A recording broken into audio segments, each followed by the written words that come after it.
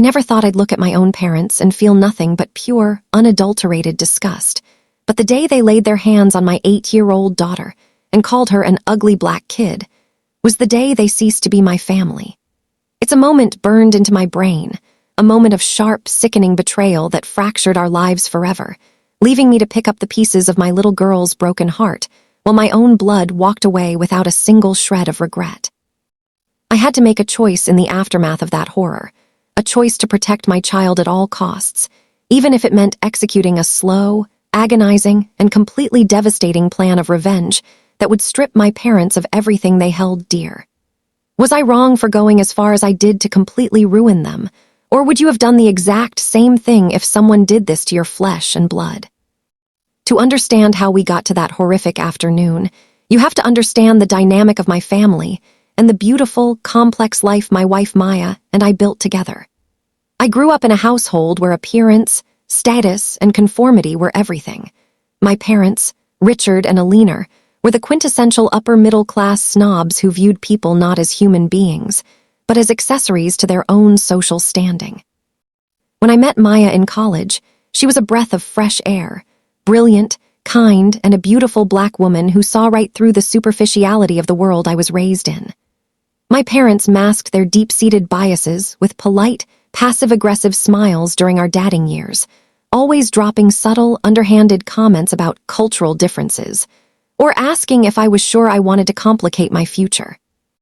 But when Maya and I got married and welcomed our daughter, Lily, those subtle jabs turned into a cold, transactional distance.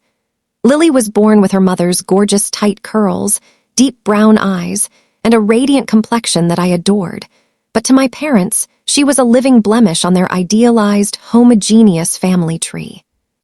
They barely visited, never asked for photos, and when they did show up for mandatory holiday dinners, they treated Lily like an afterthought, showering my sister's white children with extravagant gifts while handing Lily cheap, impersonal toys bought from a gas station on the way over.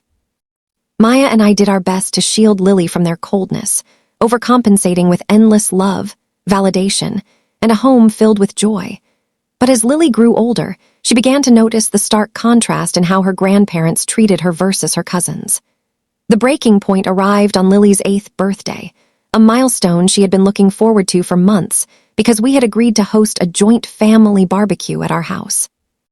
Against my better judgment, but wanting to give my parents one last chance to be decent human beings, I invited them. The afternoon started off tense but manageable, with Richard and Alina sitting stiffly on the patio, judging the music, the food, and the guests.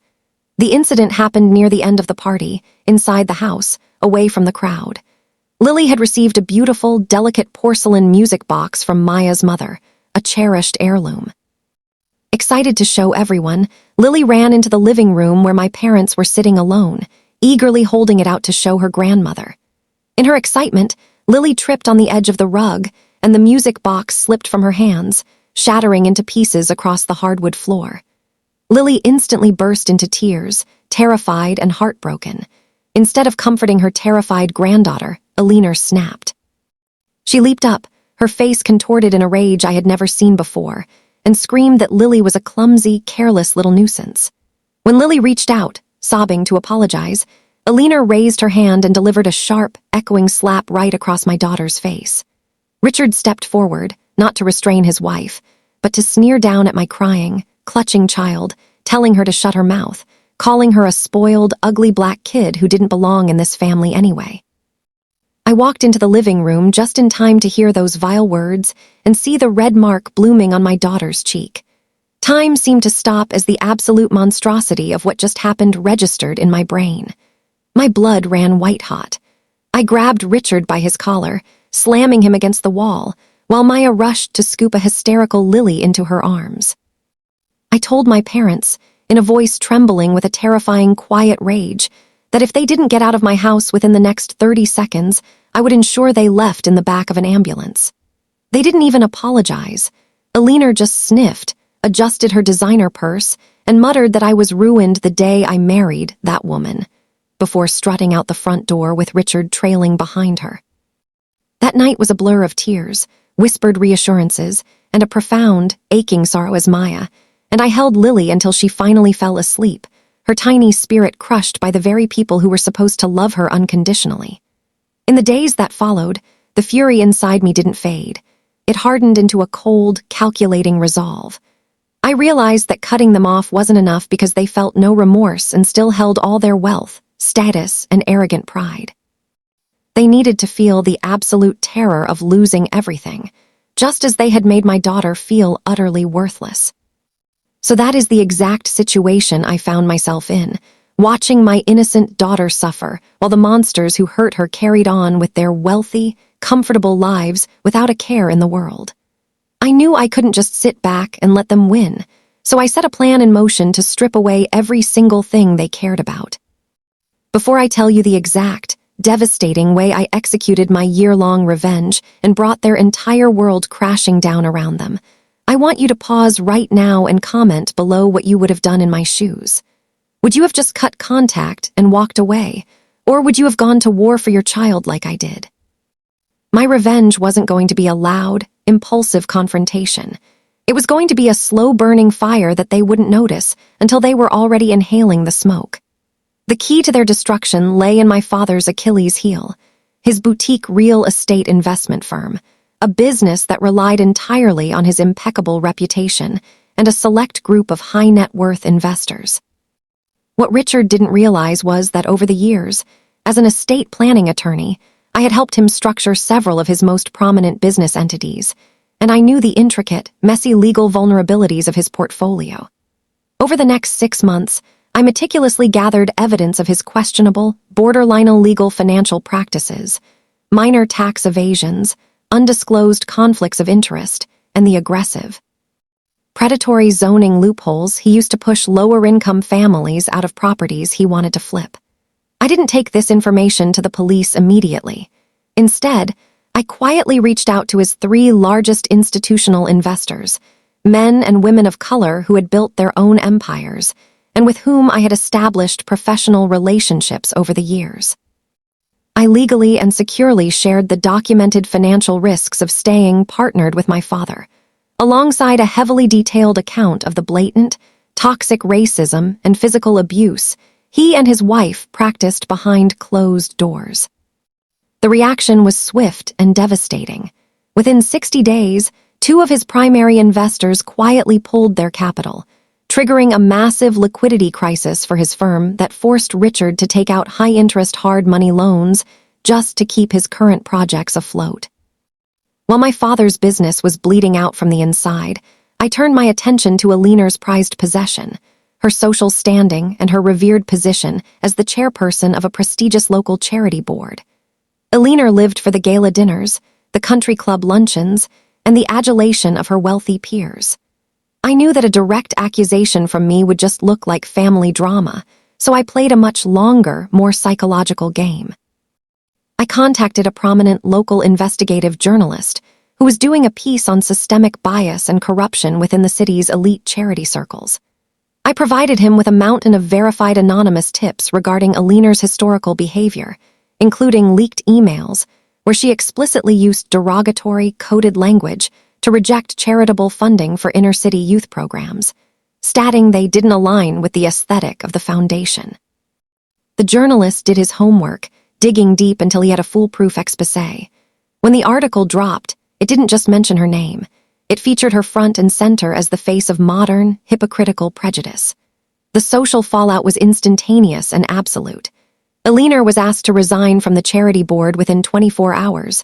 Her country club membership was quietly suspended pending review, and the phone calls from her so-called friends completely stopped. She became a social pariah overnight, trapped inside her massive house, unable to face the community she had spent a lifetime looking down upon. The final blow landed exactly 1 year after the incident, on what would have been Lily's 9th birthday.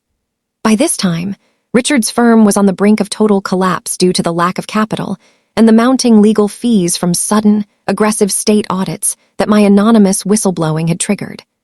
Desperate to save his life's work, Richard had put their beloved, multi-million-dollar historic mansion up for sale to liquidate their personal assets. Through a trusted shell company and a neutral proxy buyer, I quietly purchased the mortgage and the property rights to their home, ensuring they had no idea who the true buyer was until the final closing papers were signed. On the day of the eviction and handover, I showed up at their front door in person, accompanied by a moving crew and a legal representative. When Richard opened the door, looking 10 years older, hollow-eyed and defeated, his jaw dropped in sheer disbelief. Eleanor crept up behind him, her designer clothes replaced by a disheveled, frantic appearance. Richard demanded to know what I was doing there, and with a calm, steady smile, I handed him the final, executed deed of ownership. I looked past him into the empty, echoing hallway where 1 year prior, they had broken my daughter's spirit, and I told them that the house now belonged to me, and by extension, it belonged to Lily. I informed them that they had exactly 2 hours to pack whatever personal belongings could fit into the trunk of their car before my security team escorted them off the property for vagrancy. The ensuing scene was pathetic. Eleanor fell to her knees, weeping and begging me to remember that they were my parents, while Richard tried to bluster and threaten me with lawsuits that he simply could no longer afford. I stood there, completely unmoved, feeling a profound sense of justice wash over me as I watched the 2 people who had weaponized their privilege and hatred to hurt a child realize they were completely powerless.